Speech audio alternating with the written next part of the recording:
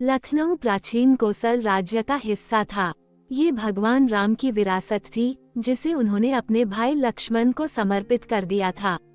अतः इसे लक्ष्मणवती, लक्ष्मणपुर और लखनपुर के नाम से जाना गया, जो बाद में बदलकर लखनऊ हो गया।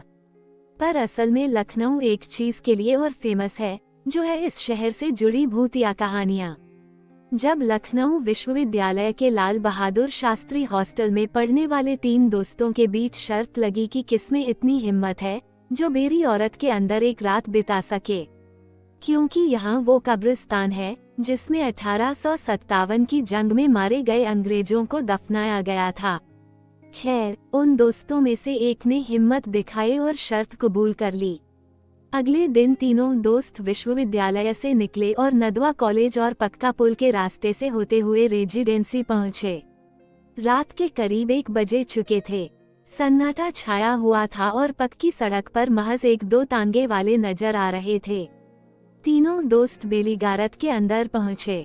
उन दिनों बेलीगारत के चारों ओर बाउंड्री वॉल टूटी हुई थी, कोई भी आसानी से अंदर जा सकता था। अब रात के करीब 1 बजे बज चुके थे। प्रेम, ठीक है प्रशांत, कल मिलते हैं अगर तुम जिंदा रहते हो तो। प्रशांत, अरे जिंदा क्यों नहीं रहूंगा, मुझे भूतों से डर थोड़े ही लगता है, और जब डर ही नहीं लगता तो वो डर किस बात का। प्रेम और प्रशांत आपस में बातें कर रहे थे, पर श्री आसपास की कब्रों को बड़े गौर से देख रहा था और उन कब्रों पर लिखे नामों को बारी बारी से पढ़ता हुआ बुदबुदा रहा था। प्रशांत, अब तू कब्रों को इस तरह क्यों देख रहा है? यहाँ सारे मर्दों की लाशें हैं, किसी लड़की की नहीं। ठरकी इंसान। प्रेम, प्रशांत, इसका बस चले तो ये लड़कियों को कब्र से निकाल के बोले, अब बहुत सुंदर लग रही हैं। क्या आप मेरी गर्लफ्रेंड बनोगी? प्रेम की बात सुन प्रशांत भी जोर जोर से हंसने लगा था, जिनकी हंसी पूरे कब्रिस्तान में गूंज रही थी। श्री, अरे नहीं प्रेम, मैं तो इन कब्रों पर लिखे नाम को पढ़ रहा था, क्योंकि पिछले हफ्ते जब मैं टीना के साथ यहाँ मजे करने आया था तो मिस थॉमस हैंक की कब्र इस कब्रिस्तान की सबसे आखिरी में थी। अब ये बात मुझे इसलिए याद है क्योंकि मैंने इसी कब्र के पास के फूलों को उखाड़कर टीना को दिया था। श्री की बात सुन प्रेम और प्रशांत भी एक पल के लिए सोच में पड़ गए। सबके मन में यही सवाल गूंज रहा था कि आखिर कब्र एक जगह से दूसरी जगह कैसे चल सकती है, और इस बात की पुष्टि इस बात से भी हो रही थी कि श्री के तोड़े हुए फूलों की डाली अभी भी मुरझाई हुई कब्र के पास ही थी। प्रशांत, अच्छा ठीक है, अब मुझे और उल्लू मत बनाओ, मुझे डराने की तुम्हारी कोशिश किसी काम की नहीं, समझ गए? मैं इस कब्रिस्तान से अब कल सुबह ही आऊंगा, वो भी जिंदा। चलो अब तुम दोनों मुझे अकेला छोड़ दो। प्रशांत की बात सुन श्री और प्रेम कुछ नहीं बोले और आपस में बात करते हुए कब्रिस्तान से बाहर आ गए। प्रशांत भी अपने दोस्तों को कब्रिस्तान से बाहर जाता देख साफ देख रहा था। उनके जाने के बाद प्रशांत उसी थॉमस हैंक की कब्र के ऊपर बैठ जमीन पर उगी घास को नोचने लगा। उसकी नजरें पूरे कब्रिस्तान को ताड़ ही रही थीं कि अचानक ही जमीन से एक हाथ निकला और प्रशांत का हाथ पकड़ उसे कब्र से नीचे गिरा दिया। उसने जब आसपास देखा तो उसे कोई नहीं दिखा, पर जब उसकी नजर अपने ही हाथ पर गई तो उसका हाथ किसी के नाखूनों से नोचा हुआ था, जिससे खून निकल रहा था। उसने खुद को संभाला और एक बार फिर कब्रिस्तान को देखा तो उसे धुएं का बड़ा सा अंबार दिखा, जो उसी को घेरने उसी की ओर बढ़ रहा था। इससे पहले कि वह कुछ समझ पाता, धुएं ने उसे घेर लिया गया। उसकी वजह से उसका दम घुटने लगा और फिर अगले ही पल उसे गोली और तलवारों की आवाजें आने लगीं। ठीक उसकी आंखों के सामने स्वतंत्रता सेनानियों ने अंग्रेजी हुकूमत के सिपाहियों को घेर उन्हीं की बंदूकों से उन्हीं का सीना छलनी कर रहे थे।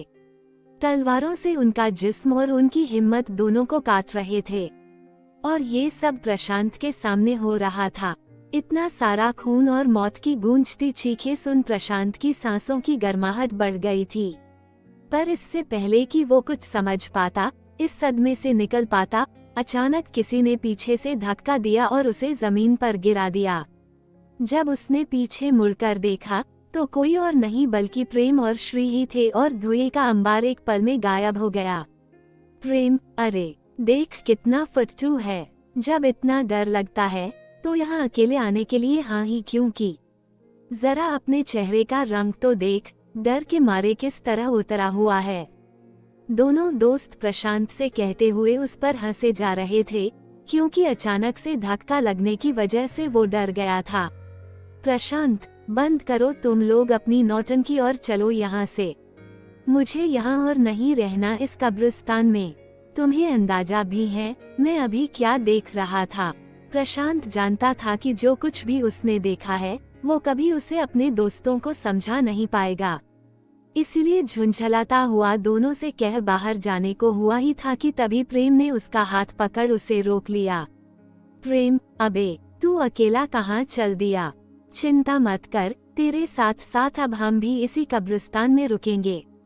फिर तो ठीक है ना? प्रशांत, पर रुकना ही क्यों है? छोड़ ये सब, साला जब से मैं आया हूँ अजीब सी ठंड लग रही है।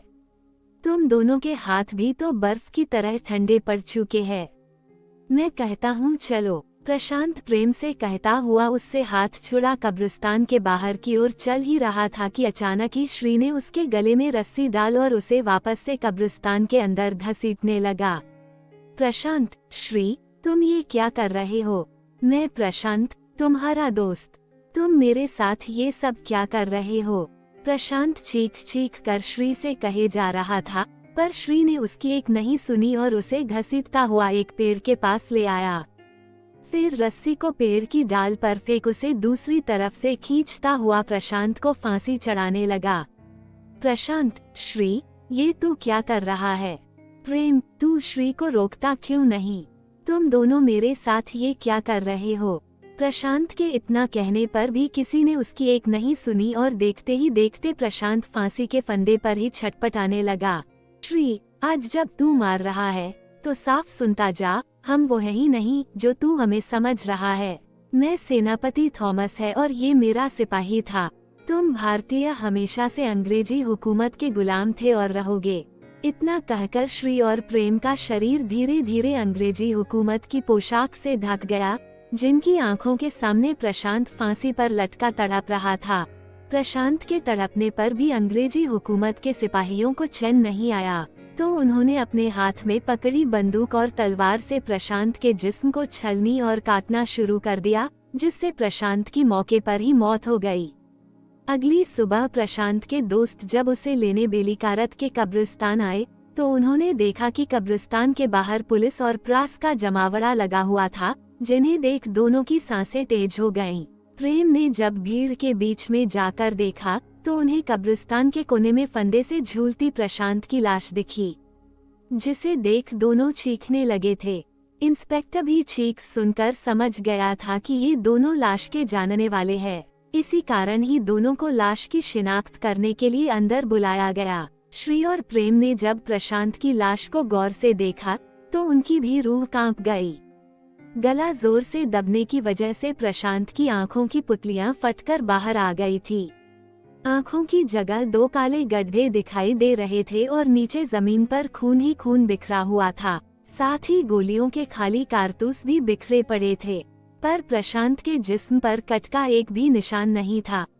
दोनों ने लाश को पहचान तो लिया था, पर अब ये केस पुलिस को भी समझ नहीं आ रहा था, क्योंकि पोस्टमार्टम में ये बात साफ हो चुकी थी कि भले ही प्रशांत के जिस्म पर बाहर से कोई कट या किसी खरोंच का निशान न मिला हो, लेकिन अंदर से उसका शरीर गोलियों से छल्ली पड़ा था और अंदर से मांस, नसें और यहाँ तक की हड्डियां भी कटी हुई थीं।